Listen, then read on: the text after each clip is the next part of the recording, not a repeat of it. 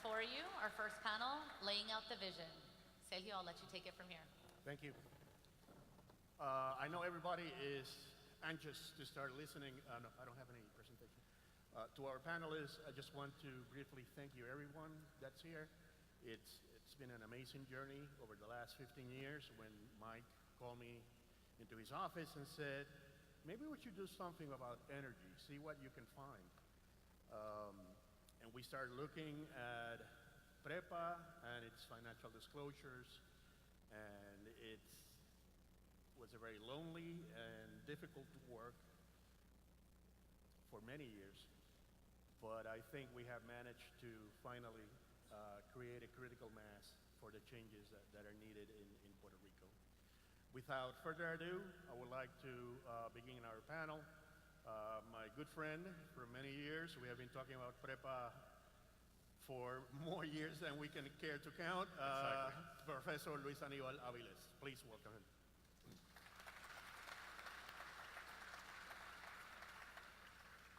I have a little presentation. They can project it. La presentación. Our technical team.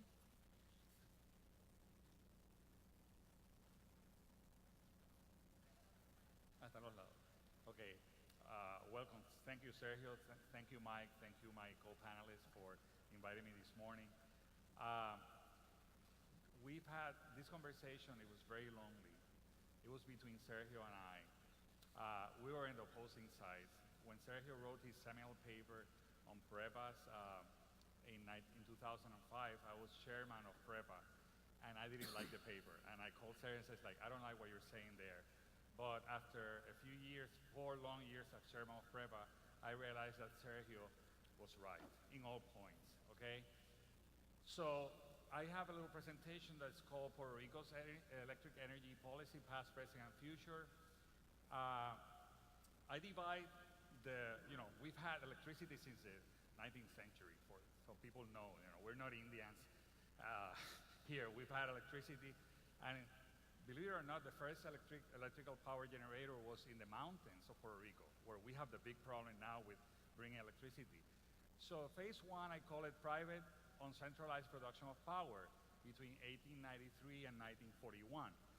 We had private power systems in private hands, public utilities, that would scatter around the island. And the problem during that time is that we did not have universal service, okay? Now comes this guy, Governor Rexford E. Tocqueville, part of Mr. President Roosevelt's brain trust, professor at Columbia University, and he became governor of Puerto Rico in 1940, and he decided that we needed to have rural electrification. In 1935, President Roosevelt passed the Rural Electrification Act, and PREPA, the Puerto Rico Electric Power Authority, and before known as Autoridad de Fuentes Fluviales, was the effort of Tocqueville to nationalize the private systems. Listen to the words I'm using. Nationalize private systems. Puerto Rico's electric system was private before 1941. And the order of nationalization came in 1941, and then I call that phase 2, PREPA, the creation of Law 41, 1941, Puerto Rico Electric Power Authority, PREPA's Organic Act. And then phase 3, I put it in 1989, 1990. Between 1941 and 1989, PREPA's mandate was rural electrification. And PREPA complied with that mandate with flying colors, okay, during that time. But then came Mr. Jimmy Carter and the Energy Policy Acts of 1978, and he created one of the 5 laws, that was called the Energy Policy Act of 1978, was the Public Utilities Regulatory Policies Act, PURPA, of 1978. And PURPA mandated, the idea of PURPA was like, we're not going to federalize electrical power generation. That's a matter of the states. It's a matter of federalism. However, state power companies are not moving into new technologies fast enough. So if someone else from the private sector wants to come in and use new technologies, they'll have to negotiate with the state utilities, the public utilities, and change.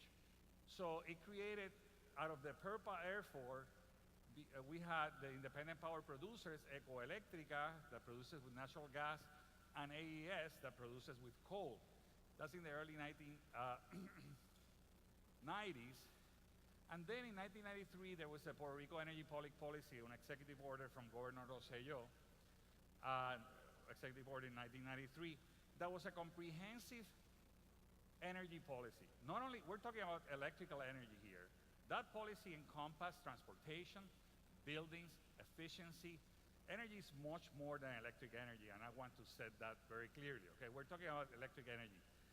Then, the phase 4, and this is still for debate, is what I call the new mandate to PREPA that started in 2007 to the present. The new mandate of PREPA was the result of another federal law called the Energy Policy Act of 2005. And I was chairman of PREPA at the time, and that law mandated public utilities to ascertain the possibility of doing a lot of stuff, including establishing net metering programs and establishing different types of tariffs. I got a report from my friends at PREPA saying that PREPA cannot do net metering. And I says, like, why?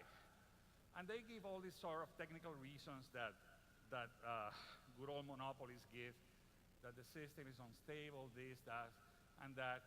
And I didn't buy it. And I called the advisor for the governor of infrastructure, Danny Muñiz, I don't know if he's here. And I said, Danny, we need to give PREPA a mandate for net metering.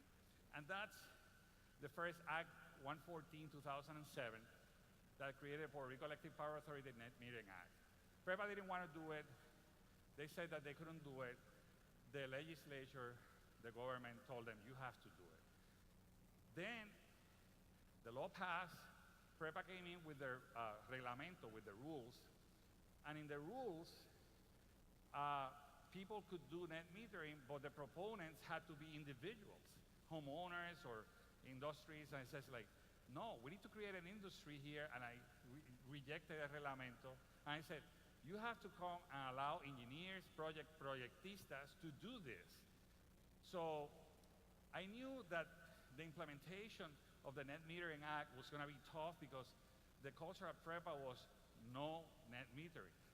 And I was, as I've spoken with people who have been pioneers in the net metering area, it's been very tough few years. Then in 2008, in the Industrial Incentives Act, we passed Act 73 to mandate what I call retail wheeling. Then we have Law 82, Law 83 to mandate renewables and renewable portfolio standard.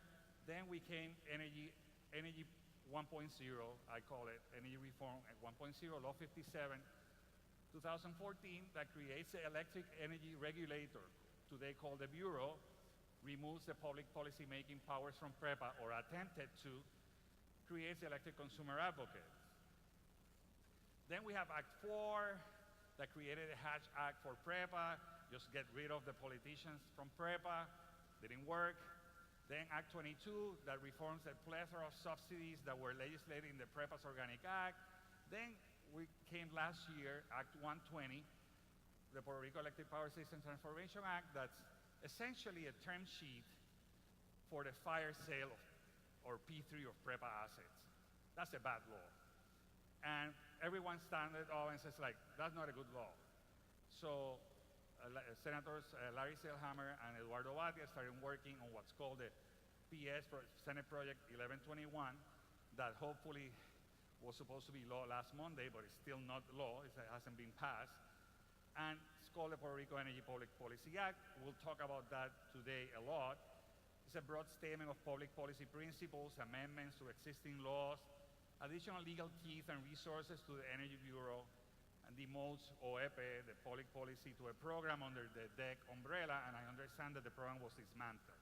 So we don't have anyone that decides what the energy policy is. Right now, it's in the hands of PREPA again. Finally, I want to mention two ideas. I call this energy, PS 1121 is energy 2.0, energy transformation 2.0. I'm already thinking about energy transformation 2.3 or 3.0. What is missing from that project? Well, we talk about renewables. We talk about 100% renewables by 2050. Well, let me tell you the bad news is that we don't have a solar easements regime that works at the scales that we need in order to have rooftop solar in buildings and homes in Puerto Rico. We don't have that. We need to amend the civil code, we need to amend the mortgage law, and we need to create an electronic registry for solar easements. Moreover, and this is a special, our resources are the sun and the wind, and I call it the wind at sea, no inland. We need to have a marine spatial planning for offshore wind that has a potential of 2,500 megawatts. And I remind you this, the Puerto Rico's exclusive marine zone is 9 miles. It's not 3 miles like in most of the United States. So we can have a state law similar to the one that Rhode Island did with Block Island and put wind turbines. Finally, a prognosis. I have 4 seconds left. We have a bunch of good laws. People are clear. Most people who are here are clear on what needs to be done. But there has been little change after these mandates. We have the laws. We lack the political will to effect real change to PREPA. The main culprit is PREPA itself. PREPA is too powerful, okay? PREPA has $4 billion revenues. The Energy Commission had only $5 million, okay, the Bureau. PREPA's resistance is aided by rent-seeking interest groups, and that's Sergio's contribution in the 2005 paper. We have an under-budgeted energy regulator, a lukewarm commitment to aggressive deployment of renewable energies. I said aggressive deployment, not little solar panels or mini microgrids here and there that look nice for PR. Aggressive means the whole island, 600,000 roofs with solar panels. And then there's the lack of integration with transportation, land use planning, climate change, and other sectorial energy policies. There's still work to be done, but I'm very happy that we are almost to have a new regulatory policy act in Puerto Rico that is ages ahead, eons ahead from what we had in 2005 when I started talking to Sergio about this. Thank you very much. Thank you.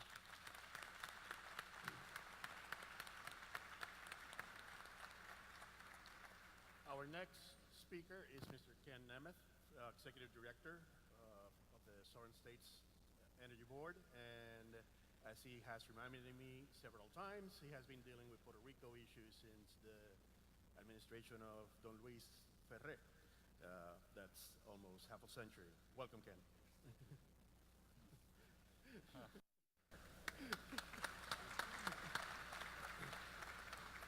Well, it is a half a century. As a matter of fact, when I started thinking about this the other day, and I was thinking, I first came to Puerto Rico in 1969. I've been coming here every year since. I've worked with many governors, many legislators. Carlos Romero was chairman of our board. Pedro Rosselló was chairman of our board. And so we've had a good relationship with Puerto Rico and with the people of Puerto Rico. I want to recognize one dignitary in the audience and ask if he would stand, and that is we have a federal representative at the Southern States Energy Board who is appointed by the President of the United States, and he is Senator Eddie Joe Williams from the state of Arkansas.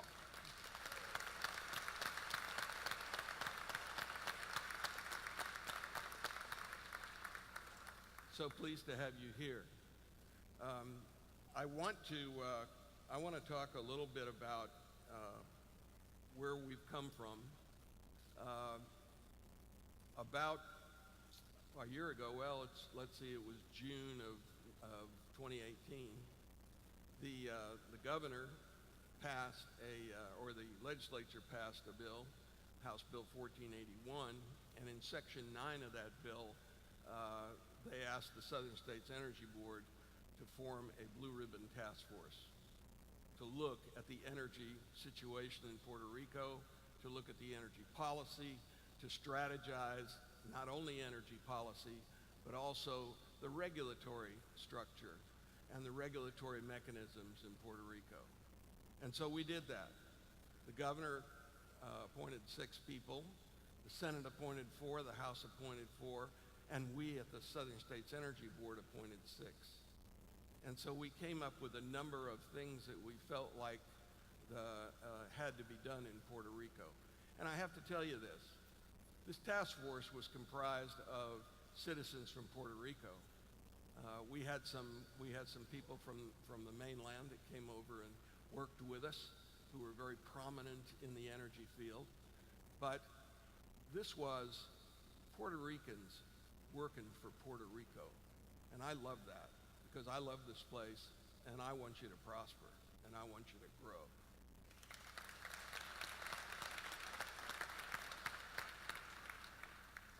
So we've passed the bill, 1121, in the Senate, and we're now waiting to see where it comes out. Hopefully next Monday, next Thursday, there will be a vote in the House, and we'll be able to move forward from that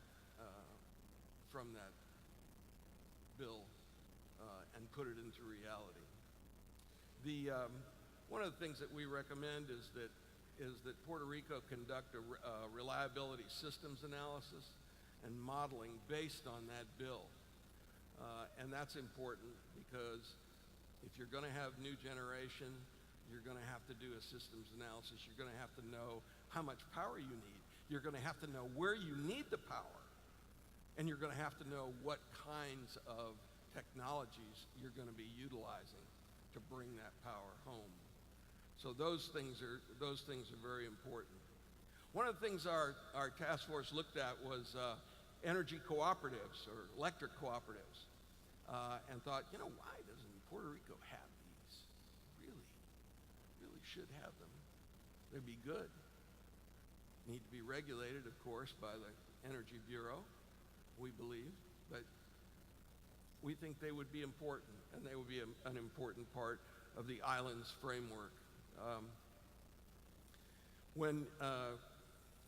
In September, when the system operator for this Puerto Rico energy system is named, and I understand there are 4 competing companies for that, you will really move ahead. It will be chosen, of course, by the Public-Private Partnership Authority, and we like that. We think that'll be very important to be able to have an entity that will bring the IRP to the PREB and update that every 3 years. We think that'll be very, very important. This will enable us to do a lot of things. As you can see on my slide, I'm not going to read all this stuff to you, but I just want you to note some of the things that are here. You're going to need some bridge fuels. I understand everybody's all in on renewables, and we're all in on that. We love the idea. But in addition to that, you're going to need some bridge fuels, and you're going to need natural gas. And you're going to need more of the natural gas than you have. And so I think that is in your immediate future. And I think that will help us. 75% of the power load in Puerto Rico is in the San Juan Metroplex. So we need to think about that. We need to think about how much more we're going to need if we're going to grow, how we're going to do it. So these are some of the immediate goals that we saw. Short-term goals, transfer responsibility for preparation of the IRP to the system operator. Good idea. You have people here who really understand energy and really understand electricity. And so you have to work with them. design rates based on actual cost, which means hopefully everybody's costs go down. Determine the energy markets where required. Look at distributed renewables and distributed generation, very important part. And land use planning. One of the hang-ups in Puerto Rico, I see a lot of mountains out there, but I don't see a lot of flat land. And so if you're going to build big renewable facilities, you're going to have them on flat land. So maybe the landfills. Maybe if we close those landfills, we could do that. That might be one way to look at it. So then also the efficacy of microgrids here. Important part, something that could be done, I think, very easily, very quickly. But you need to think about it. You need to keep moving forward with ideas on that. And we also have to make sure that the Puerto Rico Energy Bureau is the regulator. And when I say that, people go, what? Of course they're the regulator. Well, they are. We don't want them legislated out of regulation. We want them to be the prime authority in Puerto Rico to manage the energy system. In the long term, we see a renewable system here in Puerto Rico by 2050. Yes, we have problems today with battery storage, and it's not what it needs to be in order for us to move quickly in that direction. But we will get there. Storage will improve. There's a big movement to develop energy storage and to really develop the technology at the U.S. Department of Energy now. So the other thing I think that's really important is the potential for biofuels on the island and what we can do with biofuels. We need a study of biofuels. We need to use biofuels in our microgrids if we can do that. So we think that would be very important to do, getting us down to the level of zero carbon emissions in the future. Wonderful for Puerto Rico. So I mentioned this Blue Ribbon Task Force and all the work that it did. And you can see here that there were a number of things that the task force recommended. I couldn't get them all on this page, by the way. There are tons of them out there. We have a whole report, which you can go to our website at www.sseb.org and see that. So I urge that you do that. But some of these things, reviewing interconnection requirements to ensure they're reasonable and consistent. Looking at Puerto Rico-specific reliability standards and procedures and practices. Uniform permitting process. Certification licensing process for all solar installations. Review permitting for transmission lines. You know, I've been coming here for 50 years, and I've met with legislative committees all over the place. I've met with governors, and I've talked to them about, look, after we have a hurricane, why are we just putting up the same transmission lines over and over and over and over again when we could be burying them under curbs?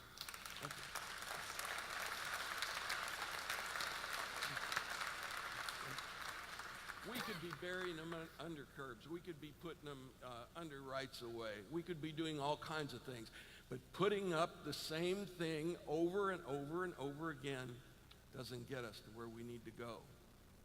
So we're here. Southern States Energy Board is here. We're going to be here. We've been here for the last 50 years. We appreciate you. We appreciate what you're trying to do here. And I'm going to do everything I can to help you. Thank you. Thank you, Kenneth. All the presentations will be eventually put up on our website for those who want to follow up and take a look at them. The next speaker is Janine Midgen. She is from the Regulatory Assistance Project. She was our Sherpa during the process to enact the law that actually created Puerto Rico's first energy regulator back in 2014, when we at the center decided what is the logical sequence of events that we need to start reforming Puerto Rico's energy system. We decided that regardless of where you stood on the question of privatization, regardless of where you stood on the question of fossil fuels versus renewables, it really didn't make sense to have a vertically integrated utility that essentially is a monopoly self-regulate itself. A lot of the problems that were taking place at PREPA, and to some extent are still taking place at PREPA, were due to the fact that it was its own regulator. And Janine helped us and her team from the Regulatory Assistance Project to put forward what we thought was a robust, good proposal for a regulator. Janine still works as a consultant for the Energy Bureau now, and she always tells me to remind people that all her remarks are made in her personal capacity and should not be attributed in any way, shape, or form to the Energy Commission or the Energy Bureau. Without further ado, Janine Mitchell. Thank you.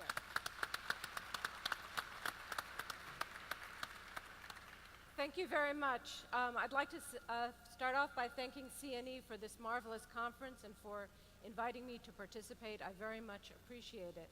And I also want to thank the audience for allowing me to give my remarks in English, porque hablo español un poquito.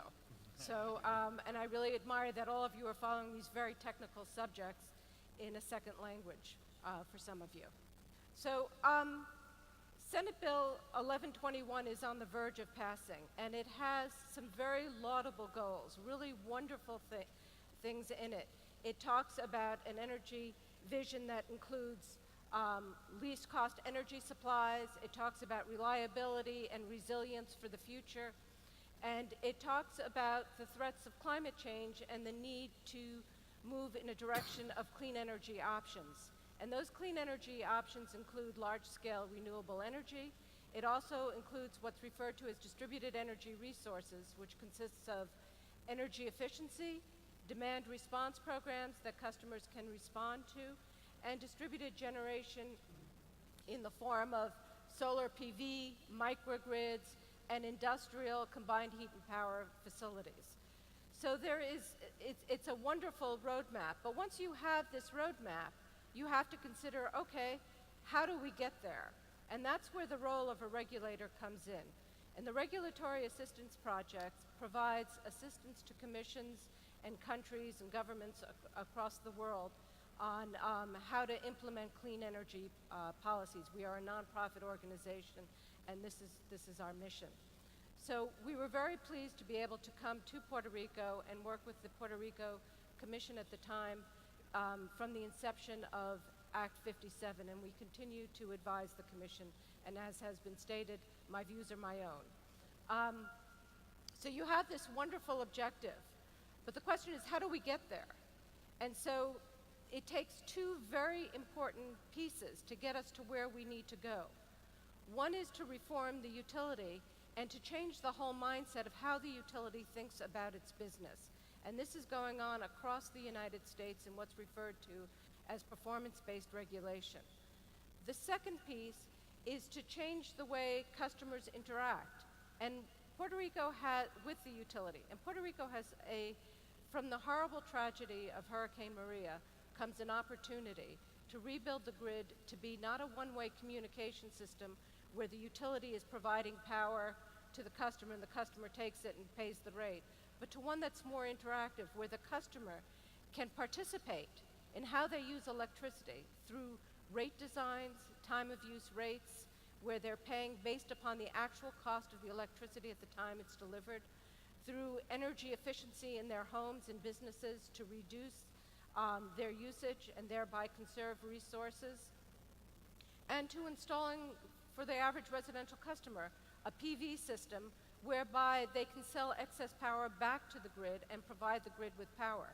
We're also seeing experiments in some places, like, for example, in New York City with Con Ed, where Con Ed is taking a look at how it's going to cost them more to build more transmission lines, more distribution lines in congested areas. And so instead, by locating distributed energy resources like distributed generation, PVs, and a whole host of other things at the load site, you can reduce the need for building more transmission and distribution, and you can reduce line losses, and you can have a much more efficient, reliable, and resilient system. So when we get to all of this, and then, you know, when I talked a bit about performance-based regulation, I just want to say that what we're talking about there is changing the incentives for utilities. Utilities operate on what is best for them and their shareholders. In the case of PREPA, we don't have shareholders. But the idea is to incent them and give them motivation through performance incentive metrics that measure their performance on a whole host of things. And the Commission back last year, beginning of last year, put out an order in which they set forth about 50 key performance indicators indicating here's what you ought to be doing, you know, here's where you are, here is the target. And setting those things and making that public and transparent so that people can see, how is my utility doing? Are they performing as they're supposed to be performing? And providing incentives for them to move in the direction that is consistent with public policy. So what we want to try to do is basically have the utilities' goals, objectives, and actions align with the public interest. And the public interest has been expressed in 1121 quite beautifully. And so, oops, wrong button. Okay. So once you have this framework, which the legislature so brilliantly did, it now becomes the role of the regulator to implement these policies. And their role is to make sure that the utility complies with those objectives, that mechanisms are put in place so that the public can participate in the energy future for Puerto Rico, to require more accountability, transparency, and public participation by implementing proceedings in which stakeholders can come and participate and be part of that process, to conduct proceedings and issue orders with respect to utility filings that implement these policies.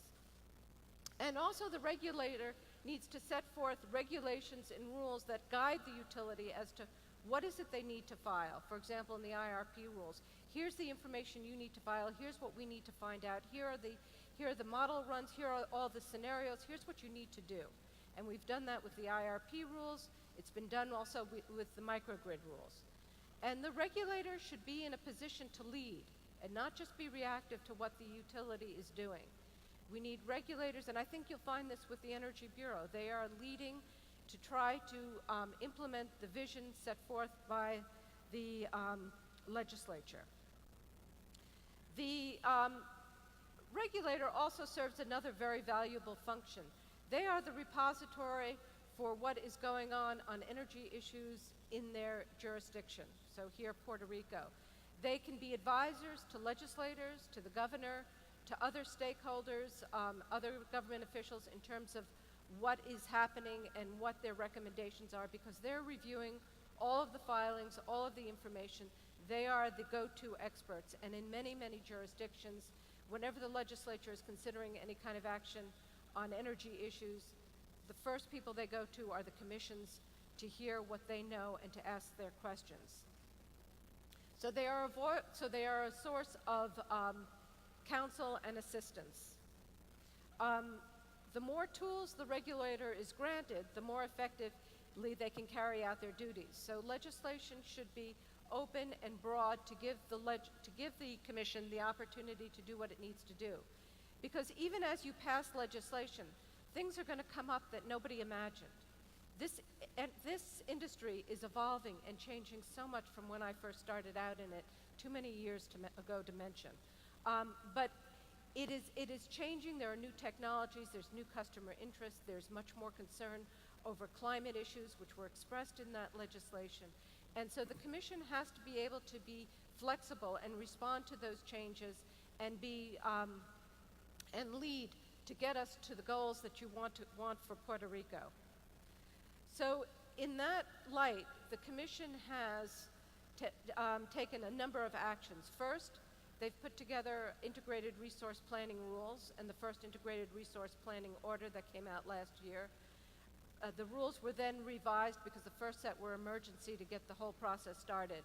Now we have a new set of rules in place. We had public comment period, we had stakeholder involvement, and now PREPA has filed its new IRP, and if any of you have followed this, the Commission last week issued an order under our rules.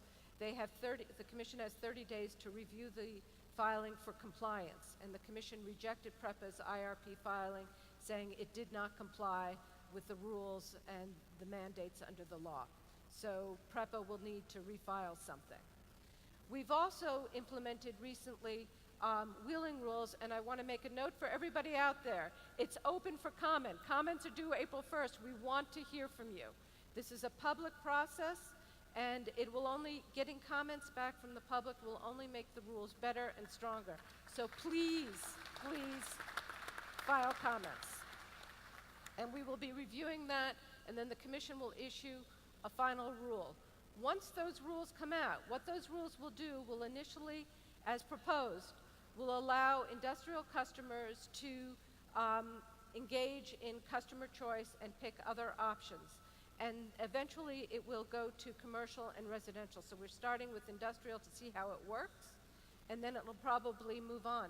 But that's a big process, so we have to unbundle PREPA's rates, break them down into transmission, distribution, and generation.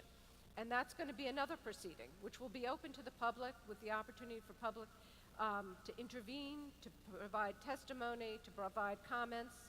We're also going to need to create regulations for the transmission and distribution provider to make sure that there is open access and anybody who's providing power has the ability to do so in a fair and just manner, and that there is no competitive advantage given to one entity over another. After Hurricane Maria, the Commission, the Bureau passed the first, it was the Commission then and now is the Bureau, passed the first microgrid rules. And we're very proud of them because they're the first microgrid rules in the entire United States.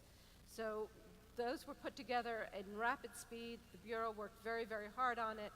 And now they are working on draft rules to allow the microgrids to interconnect with PREPA. So those initial ones were standalone microgrids to help mostly anywhere in Puerto Rico, but with an eye towards trying to restore power more quickly in rural areas, because we all know that when there's a huge outage, first you restore emergency power, then you restore to large population centers so you get the biggest bang for the buck, and then lastly becomes the rural areas.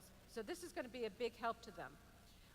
We'll also be embarking on energy efficiency and demand response regulations, including the establishment of a third-party administrator who will administer those programs.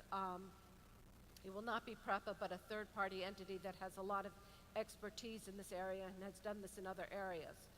There will be proceedings on performance incentive metrics, picking up from where we left off, and studies on net metering and related charges, and also on energy storage. And the latter ones, the last items, are things that are required of the Commission under the legislation. So the Commission is working very hard. It has a very full plate. It needs resources and support, and we were glad to see that in Senate Bill 1121 more resources will be provided to the Commission to achieve this very daunting but challenging and excellent task to have in front of it. Thank you.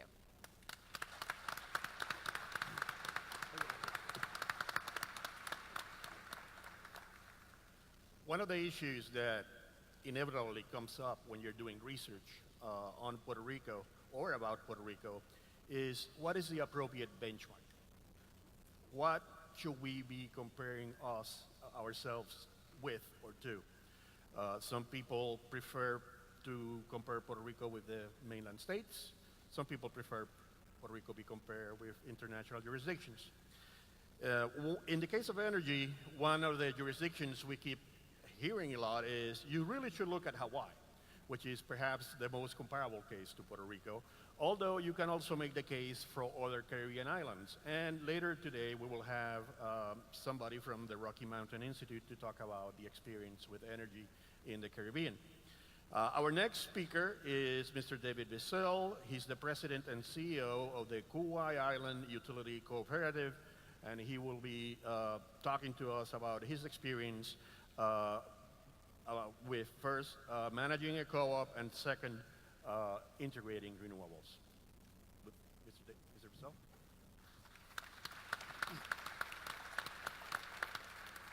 Aloha, and thank you for the opportunity to represent the state of Hawaii today on the panel. Today I'll be speaking about Kauai Island Utility Cooperative and our continuing efforts towards achieving 100% renewable on our island. KIUC is an integrated utility serving all the electric needs of the island, similar to Puerto Rico. We're a standalone grid. We're responsible for transmission, distribution, and generation. The island of Kauai has about 100,000 people on it at any one time, between tourists and permanent residents. KIUC is the only cooperative utility operating in the state of Hawaii. All the other islands are served by investor-owned utility, HECO. And a little fact on Hawaii, Hawaii is the most isolated area on the face of the earth, with almost 2,400 miles separating us from any other landmass. So we're really out there on our own. And from an electrical standpoint, each island operates separately with no electrical connections between any of the islands. I'm going to focus today mainly on Kauai's renewable efforts. However, I will spend a little bit of time talking about the renewable progress throughout the state of Hawaii and the cooperative business structure that we operate under, and also some of the efforts that we've been doing to increase resiliency and security for our grid.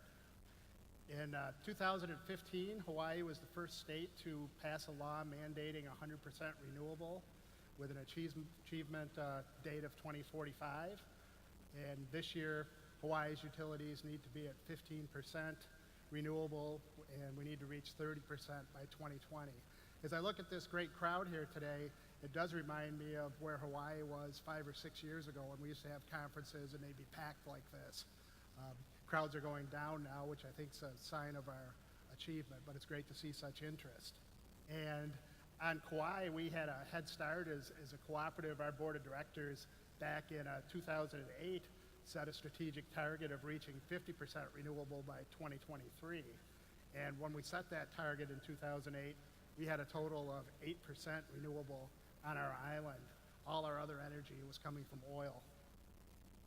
Last year, we reached 40% renewable, and we should be over 50% this year in Kauai. Thank you.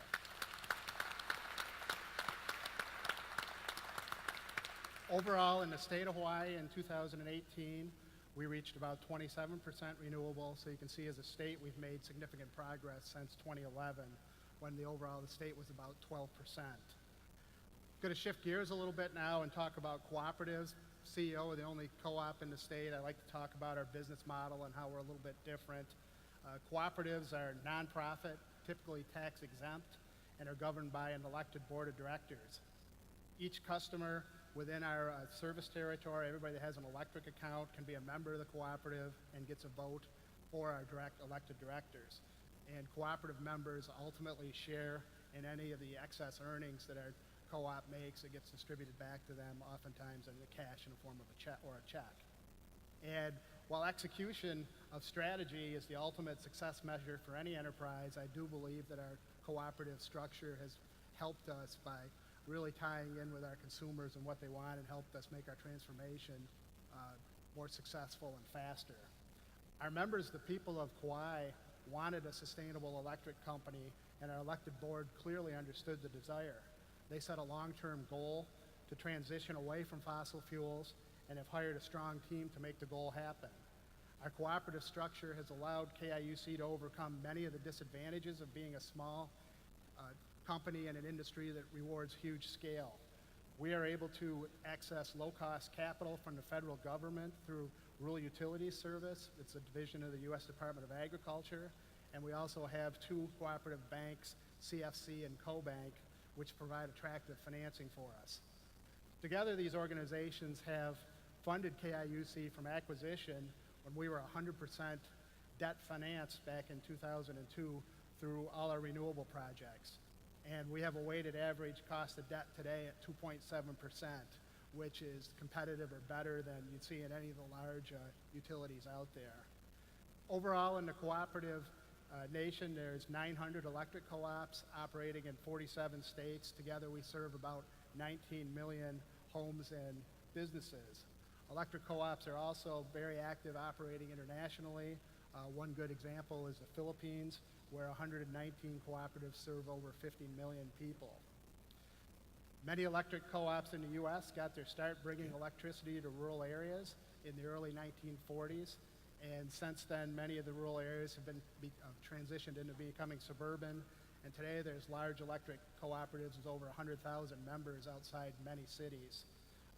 Pedernales in Texas is the largest distribution co-op in the country with 300,000 members and an 8,100 mile square service territory. And Basin Electric Power Cooperative is the largest generation and transmission co-op, serving about 3 million consumers in 9 states.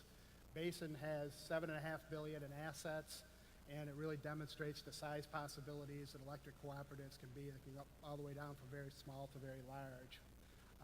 One key point about being electric co-ops is that we are eligible to draw on FEMA disaster reimbursement funding if a presidential disaster is declared. IOU structures are not eligible to do that. And as you know here, FEMA is eligible for municipal utilities as well, so Puerto Rico is able to draw from FEMA. So the co-op structure allows us to have some help from the government when disasters strike. Moving on a little bit, I'm now going to focus on Kauai specifically and KIUC and what we've been doing on the renewable front. KIUC has been in operation since 2002 when we were formed by a group of business people when the incumbent investor-owned utility decided they wanted out of the electric utility business and put us up for sale. One of the key goals of our founders was to make us more sustainable. As I said, we were 8% when we were formed, and they wanted to get us off fossil fuel.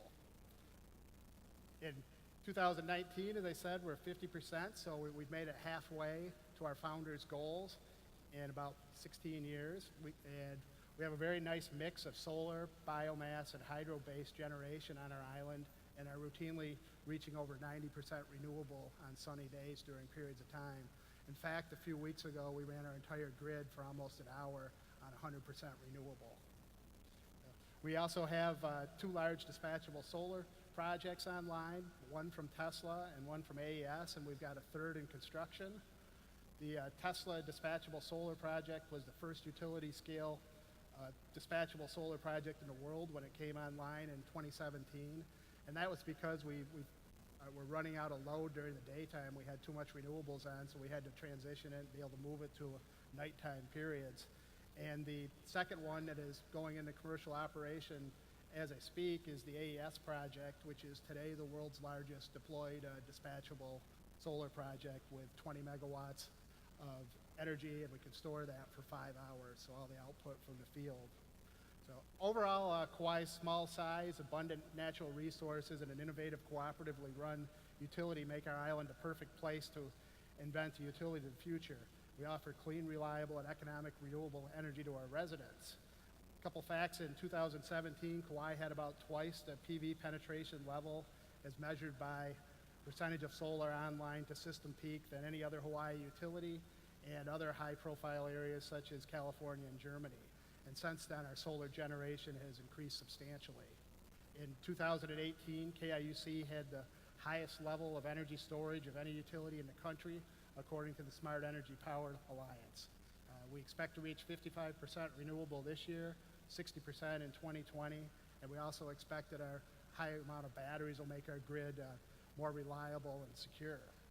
We're also in the process of developing a pump storage hydropower and PV project, and that project alone would add 15% more renewable to our grid. So we're well on our way to reaching our board's new strategic target of 70% by 2030, and we should be there in the next couple of years, hopefully. And if we succeed with our pump storage project, we'll be pushing 80-85% for our island. So overall, the future for island-based renewable energy is bright with declining PV and battery costs. In 2011, KIUC was paying 20 cents per kilowatt hour for direct-to-grid PV with no backup storage. And our most recent project with 5 hours of storage, we're down around 11 cents. So it's truly remarkable that dispatchable solar is now available at about half the price of what direct-to-grid solar was back in as recent as 2011. And many in the industry expect prices to continue to push downward. So how has our transition to renewables in a co-op form helped our rates? Well, back in 2002, Kauai was 72% higher than Oahu and 43% higher than Maui, 13% higher than the Big Island. Today, we're within 20% of the rates of Oahu, despite them being 10 times our size, and we're on par with the other islands. We've also had no general rate increase since 2009, and we're striving to keep our rates flat into the foreseeable future. Resiliency, quickly, one area we're focusing on, also being hurricane prone, is microgrids. We know Puerto Rico is looking at that, and the ability to isolate areas and run them off their own generation, we think is the right way to move. Makes you less reliant on your transmission lines and helps make a more secure and resilient area. So hopefully our experiences in Hawaii can help provide some insight to Puerto Rico and what's going on here.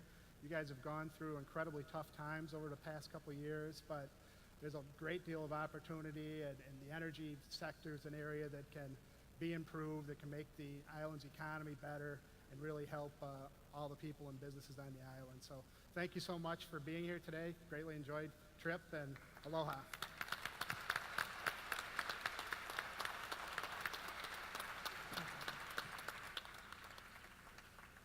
We have a little bit of time for Q&A. Unfortunately, we're a little bit time compressed, so I'm going to try to get at least one question to all of you, but I know these topics are complicated and may take, we could be here all day, but try to keep your answer as short as possible. Luis Anibal, you seem to point out to a disconnect between institutions and organizations.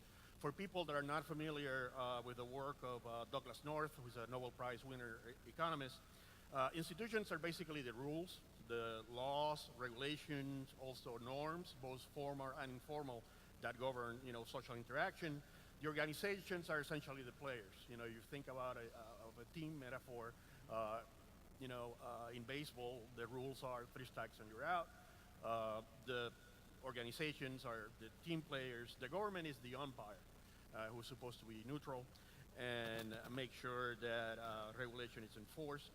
To what extent do you attribute this disconnect? To what do you attribute this disconnect, and what can we do to fix it? You want to stay here for 2 minutes? Thank you, Sergio.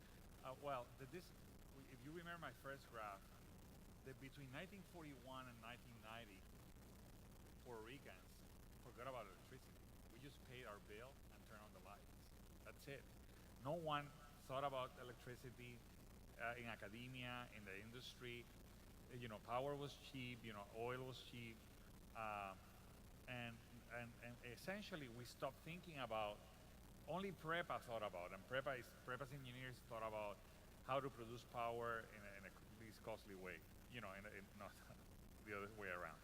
So when you have a team of PREPA was built upon a military structure where it's us versus them. We know the asymmetry of information was so big, and it was not until the PREPA and the process that the independent power producers started coming in, saying like, hey, we have a space in this market, we have a space in this area, that people started learning about these things. First PREPA, and they resisted. I don't remember this during that time. There was a lot of litigation between PREPA and Cabot Energy and all this litigation because they resisted, they resisted change. And it's been a long conversation. It's been 15 years that we've been talking about this. I'm glad that there's a lot of people here. Has to be an alignment. I think the people in Puerto Rico, they want change. They've wanted change for a long time. They are, the public, you know, the false dichotomy here is having like, oh, the public model versus the private, you know. We were private for the first half of the century. It's not whether you're public or private. It has to work. It has to be aligned for what people want. And people want change. People want more renewable energy. If you put a vote out there, you get 100%. People want, I want renewable energy. I want it accessible, and I want to be able to pay for it. Thank you, Luis Anibal. Ken, Puerto Rico right now, it's at a crossroads. We have multiple pathways forward with our electricity system, from a vertically integrated, centralized fossil fuel-based system to potentially a completely open private market, distributed energy, renewable-based system. You have outlined a potential pathway out of the many that we have available, and later on we will have other speakers that will talk about those other pathways. What are the potential risks and advantages and disadvantages that you see associated with the pathway that you have suggested? Well, there are risks, and I would say that you know, one of the most important risks that you face is something that I was involved in back in the 1980s when you created the Puerto Rico Energy Affairs Administration. And one of the things that we put in that bill was a provision that every 6 months an advisory committee of the Energy Affairs Administration would meet with PREPA to talk about their future direction and planning, and in effect a kind of a mini integrated resource plan. We held the first meeting, and PREPA didn't show up. And so when you talk about risks, I think, and I think Professor here has discussed it as well, I think one of the major risks is that you have an entrenched situation in Puerto Rico with the utility that's been operating at its own pace and doing its own thing for such a long period of time that this change is immense. And in order to mitigate that risk, we have to have good laws, which we do, and we have to have laws that mitigate it and make sure that, in effect, the utility is going to comply in the future so that you can spread out and you can have new sources of generation, you can have distributed generation, biofuels, solar, wind, and so forth. Thank you. Thank you, Ken. Janine, regardless of whatever path we choose to modernize and go forward with the transformation of Puerto Rico's electricity system, we're going to need a good, strong regulator. Unregulated markets don't tend to work very well. We know that from past experience. And also, poorly designed regulatory schemes can lead to disastrous results, as we know from California and the Enron debacle in the early 2000s. So in your opinion, what is needed for Puerto Rico to avoid those pitfalls as we move forward in this very complicated environment where we only are not faced with an option between a private or a public system or a fossil fuel and a renewable system, but also where the utility is literally in bankruptcy, its debt needs to be restructured, population is declining, and demand is going down. What are the things that the regulators should be keeping in mind in this very complex environment? That's an easy question. The situation in Puerto Rico is very unique as compared to anywhere else in the United States because you have a utility, for the reasons that you mentioned, which I won't repeat for time. But what the regulator can do is to try to sift through all of these different changes and design regulations and procedures that will accommodate whatever direction things change. And I want to point out that when you have competitive markets, a lot of commissions have found that they actually have more work than less because you now turn from regulating price, because regulation is a substitute for a competitive market, and regulations is where the regulators come in and set the price. If you have a market setting the price, then what the regulator will do is regulate the market to make sure that those prices are fair and that you have an open system and so that you can get to the least cost options. I would say even as we move to more competitive solutions, I think it's very important to retain the process of an integrated resource plan because that's the best way to get you to the least cost, best options, and to continue to have the open transparency. A lot more I can say, but time is a limit. Thank you very much. Sure. David, we tend to forget about nature until we notice that it is not working, to paraphrase T.S. Eliot, in accordance with time's covenant, when we suddenly get surprises that we were not expecting.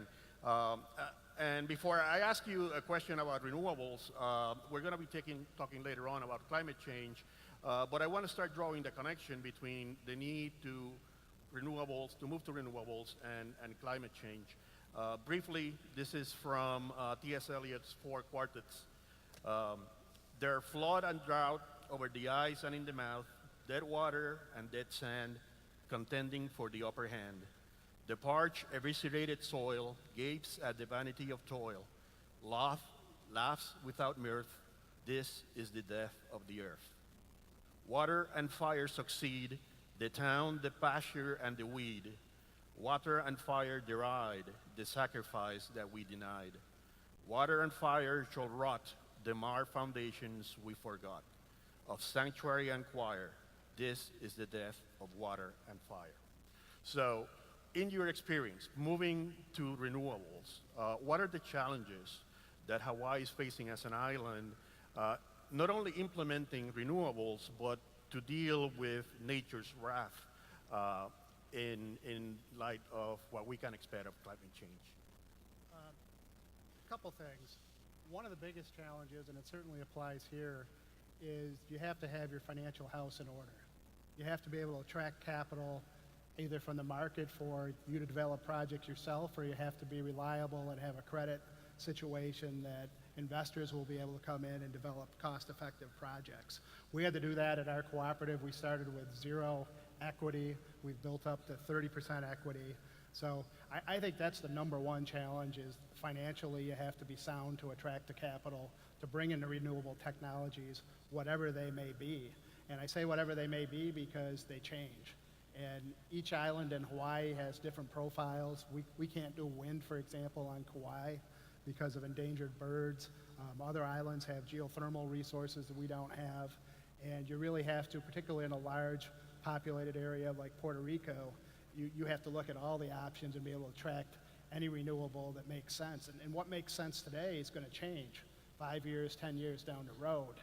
And that's one of the struggles with a detailed planning process, that you have to almost say, here's where we want to be percentage-wise and what we want to do, but leave some flexibility into how you're going to get there because it could change. You could plan and plan and plan, and the pricing in the market may change or another technology comes into place. But our island areas, Hawaii, Puerto Rico, from a resiliency and a climate change, the people want renewables. They think it's very important that we lead by example. We're clearly suffering the climate impacts. Even in 1992, Kauai got wiped out by a Hurricane Iniki. Our people know they're there and know we have to do our part. And the social part is important, but also the economic part. Renewables give us an opportunity to stabilize and even lower our rates compared to oil and other options. So it's really a mission that's achievable, but I think flexibility and financial soundness are the keys. We unfortunately don't have time for any more discussion. Please join me in thanking our panelists. I think it has been great. Thank you very much for your time, for being here, and for sharing your thoughts with us. Thank you.